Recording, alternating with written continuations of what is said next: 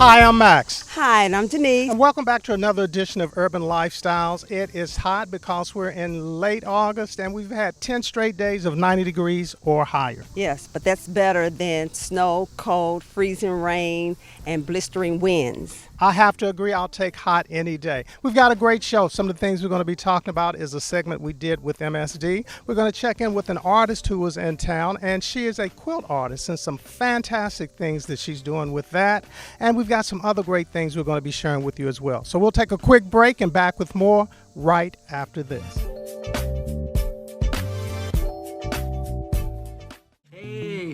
It's time to crack an egg. Easy, any style egg works here. Or smile. Well done, this looks great. Time to share a story. I have a great way to start our discussion. With old friends or new ones. When you're a caregiver. Time to breathe in. Inhale up, good job. Then let it all out. It's never been easier to connect, learn, and have fun. Cheers. So let's do it together. Come find us at aarp.org/near-you. Well, we got an opportunity to catch up with MSD, and again, they are always doing so many great things out in the community, some things that you're probably not aware of. So take a look at this. I'm here for another MSD segment, and as usual, this is another one where I am totally fascinated and why it's so essential that MSD does what it does. I've got two gentlemen here, and I'm gonna let you all introduce yourselves and also what is your role. So since we're out in the suburbs and not in the city, I'll go to you first and then we'll get to you. All right, my name is Rick Bledsoe. I am the stormwater manager for Jefferson County MSD. And I'm Morris Talbot. I'm a drainage manager, also drainage CSO manager. the reason why I was saying about locations, because yours is more so in the city? In the urban areas, yes. Okay. And then? I'm more outside of the Waterson Expressway area.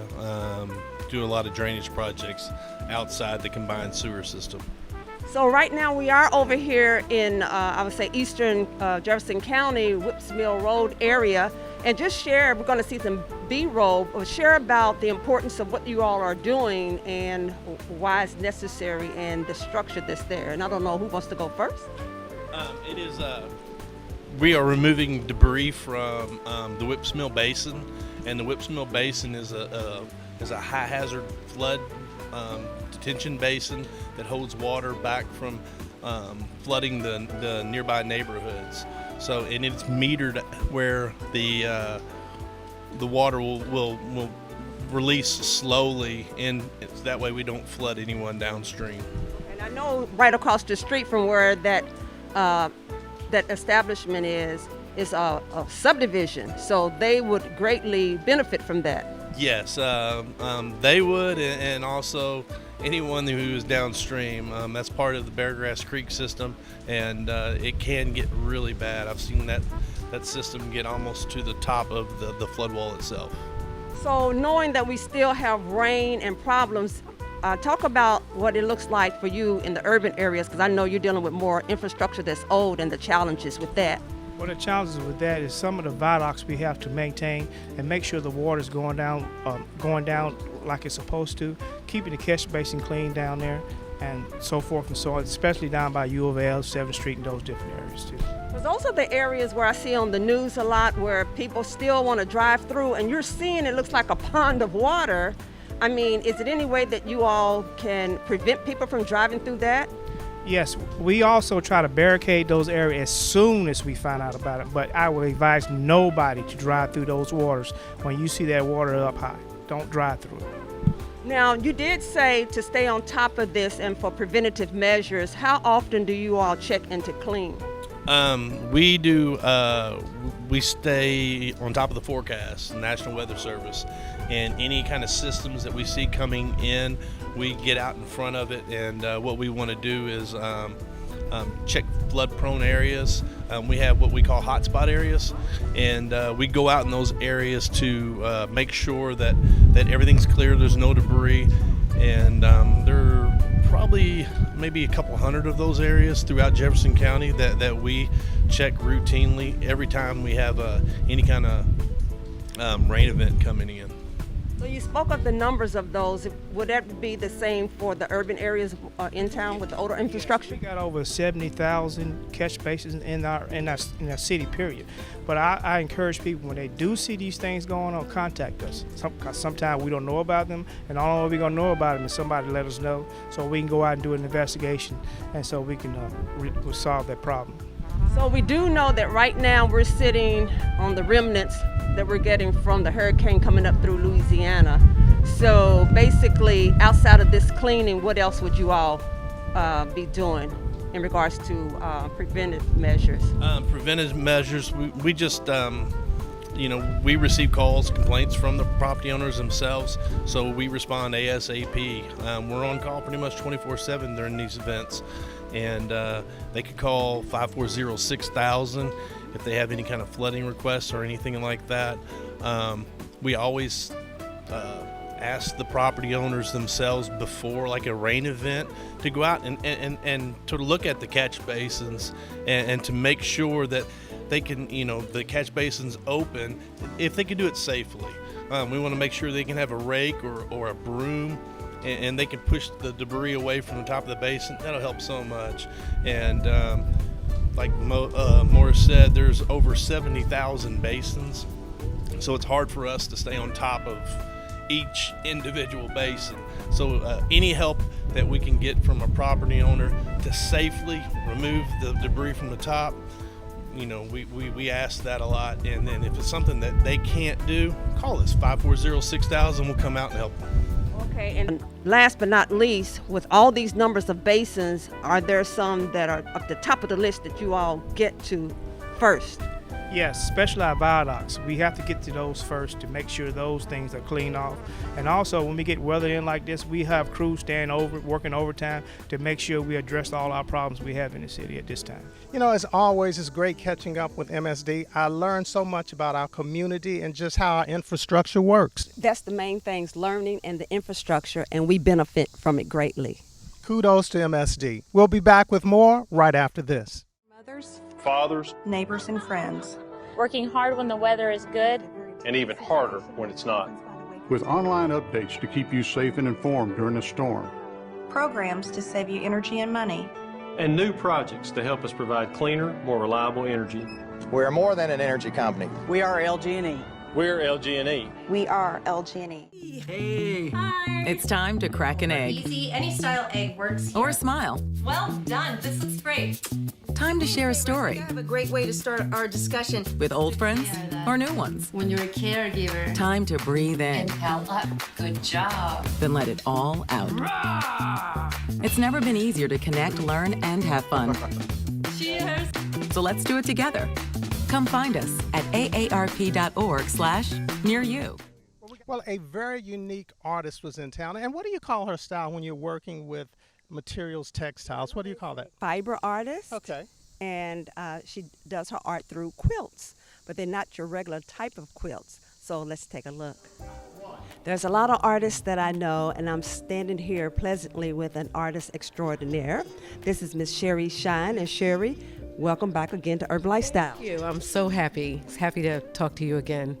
See, there are a lot of different artists, and I think most people seem to think about just painting on a canvas, but explain about your being a fiber artist. Is that correct? That is correct. So, yeah, fabric is my paint. So I take many different pieces of fabric and sort of mesh them together and add a lot of intricate detail stitching. And they are 3 layers, so they actually are quilts, yes, but they're more for your wall than they are for your bed, so for you to visually enjoy them hanging on the wall. Yeah, because that makes sense to me. I think when you think about a lot of different types of mediums, as people would say, this would be one where you're using the fabric and how intricate your work is. I know it's kind of hard for people. You have to be up close and personal in this. And on some of your works, you can see far away. But I just want to ask you now, are you officially, I guess you would say, a trained artist, like in the traditional sense, and then you went into this type? No, not trained. I really learned on a $100 sewing machine. Someone offered to teach me the basics of quilting. And once I learned the basics, then I was off and running on my own. So yeah, a lot of trial and error. So within this trial and error, how long has it been that you have perfected your craft? So I've been doing it probably now for about 16 years, 17 years. I've been doing it for a long time. So I feel like I finally sort of found my rhythm and my niche probably within the last maybe 10 to 11 years of doing it. Yeah. Okay. Now, what inspires you? Do you have a certain theme, like certain artists of how you want to make your work to be, or is it whatever inspires you at the moment? No, I love symbols. I do a lot of the Underground Railroad symbols in my work. The quilters are sort of me thinking of my great-grandmother and my grandmother. Some of the African masks that I create are homage to the African diaspora. So I think that I have definitely, images that I like to focus on. Mm-hmm. When you say quilting, and it takes me back to like my grandmother would do quilting and the patchwork, and some of it would be a thing. Did you ever learn to do anything like that by hand before this? You know, my aunt tried to teach me how to crochet, and I was horrible at it. Colossal failure. I tried several times, and then I put it down and then picked up this sort of later on in life. So that may have laid the foundation for what I do now. Now, share a little bit of the story behind this piece right here. So it's called Quilting Time, and it again relates back to my grandmother and my great-grandmother, and just thinking about them and, the history of quilting. And it's a combination of silk, paint, and a lot of detail stitching. Yeah. So I try to work on one at a time, sometimes two at a time, but no more than that. On that note, then, how many pieces do you produce, let's say, in a year? Not a lot, which is a problem for Walter, but not a lot. I don't have a specific number. I do have to think about that, but I can tell you overall it's not a lot of pieces in a year. So because it takes a little while to make one. Yeah. So basically, there are people watching this and they're inspired by your work. If you're here in Louisville, Kentucky, share with where they can find this. So yes, E&S Gallery, they represent my work. So you can always stop in there and talk to Kathy and Walter. They are extremely knowledgeable about the work and what I do. I'm so glad that I have a up close and local connection to your work. But Miss Sherry Shine, thank you so much. And you have to see her work. You have to go to E&S Gallery because her work is phenomenal. And I mean phenomenal. It makes me want to look and touch all at the same time. Thank you so much. I appreciate it. You have to admit, those are not regular quilts. And when you're just standing there looking at it, it looks just like a regular painting. Mm-hmm. And you have to see it up close, right, and all the details, and then the history, and just basically having African-American lives. Right. From back in the day to now. Look her up, get some of her pieces. And definitely, this is not the kind of quilt that you want to put on your bed, right? No. We'll take another break and back with more right after this.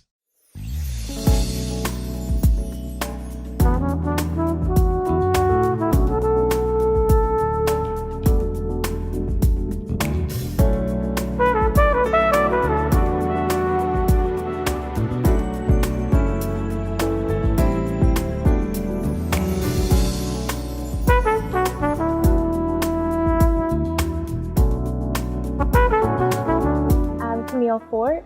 I'm a legal administrative assistant here at the water company, and I've been here for 5 years. Well, I chose a career here by chance. Actually started as a temporary worker, but the reason that I stayed became pretty clear quickly.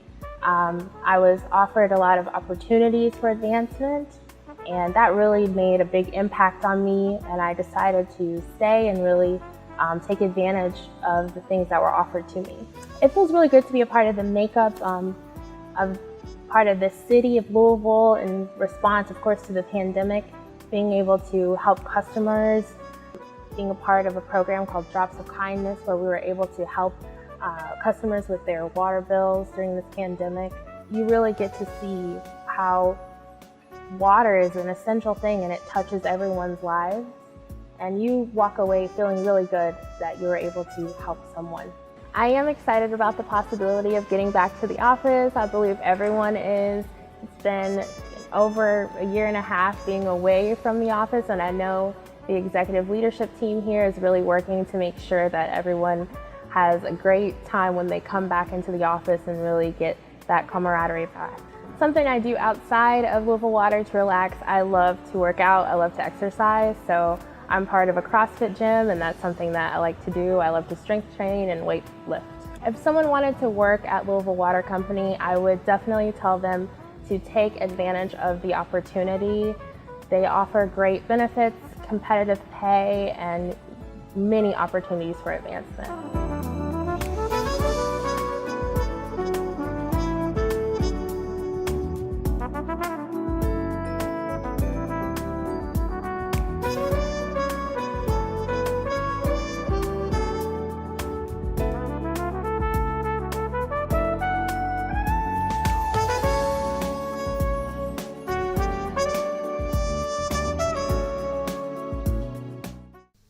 We're still deep into cycling, and every time that we get out on our bike, we make sure that things are running properly. So we check in with Middle of Town Cycling, and this week is no different. So take a look.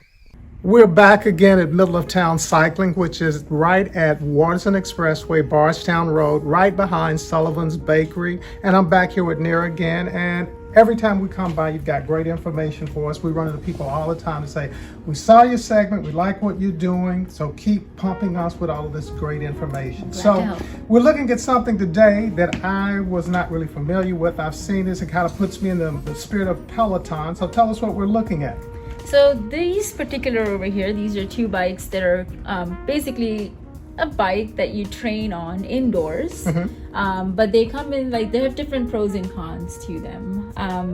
We carry a brand called Wahoo, and then we also carry a brand here called KHS. And basically these are bikes that you can use when you don't ride your bike when it's cold outside during the winter time. And these bikes fit exactly like your bike that you would ride outside, so it gives you the same kind of feeling that if you were riding outside.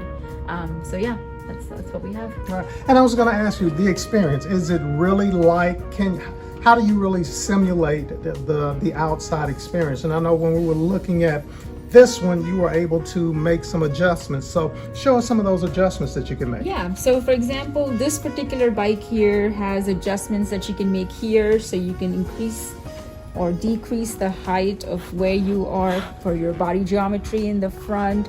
You can also make the different positions over here that extend out the bar so that your body torso, depending on how tall your torso is or how short your torso is. And the cool thing about this bike here is the pedals over here. If you notice, there are 5 different hole settings where you can put a pedal in, and that means depending on your height of the person, you can adjust the amount of length of the crank arm needed as you would in a regular bike. This is also a smart trainer. So what it is, it's a flywheel that has Bluetooth technology, and it can connect to different apps that you can buy online, for example, Zwift. And it's literally a recreation of outside, where it's almost like a video game, and it mimics the elevation. So say you were going up 8 foot of elevation or 100 elevation, it mimics that and causes resistance on the flywheel, and that means you have to pedal harder, just as you would if you were outside going up a hill. And so this bike, who would you recommend one of this style for? A lot of people who just want to ride and ride several miles a year, several miles a month, and they want to keep up those goal ratios. They want to keep their stamina, their strength. They want to constantly train. They don't want to just ride when it's nice outside and not ride when it's not. And this is just somebody that wants to continue to ride all year round without having to worry how cold it is outside.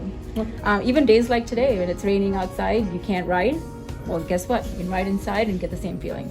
And the bike over here on our left. Yeah, so this is more of a basic, it's not a smart bike, so which means that it will not connect with a app that you can purchase and subscribe to. However, it is a bike that is affordable by a lot of people that just want to train indoors, just want to bike indoors. It's another form of activity that they can do all year round. They don't have to be a pro cyclist to have something like this. It's just, again, these also have adjustments just like this bike does. You can raise your handlebar up and down. You can pull your saddle front and back. You can also raise the seat height up and down. It has a 45-pound flywheel. Gives you the resistance you need depending on the gears you change over here. It makes it harder for you to go up and harder to pedal when you need to add more resistance. But it's a very basic bike, and anybody can afford it. Well, as always, you've got some great things. These are neat, and I'm definitely going to try these out. I will not try it on camera just in case I'm not as successful as I would like to be. So if they want to find out more information, Middle of Town Cycling, www.middleoftowncycling.com, 2140 Gardner Lane, Louisville, Kentucky, 502-882-2453. You know, as always, at Middletown, they have such great information and learn something new. And again, if you've got a bike, if you need some bike accessories, they're definitely the place to go. I just feel so much better riding a bike and being so well informed and knowing about the accoutrements and all that. Yeah. And it's just the whole culture of bike riding. And when you look good, you have a tendency to ride better, right? I don't know about that. I just want to stay safe. We'll take another break and back with more right after this. Hey, it's Magic 101.3, Kentuckians #1 for throwbacks and R&B. Make sure you keep it locked to this station. 2 to 7, Magic in the afternoon. I got tickets for you to see Erykah Badu along with Thundercat. Plus, I'm sending someone in Nashville to check out the 8th annual Old School R&B Festival happening on October the 2nd. And don't forget about Charlie Wilson along with the Isley Brothers. They're coming here also in September. Who's got your tickets? We got your tickets. So keep it locked right here to Magic 101.3. Make sure you tune in 2 to 7. Better yet, go to 1013 online.com and find out how you might be able to walk away with those tickets and a whole lot more.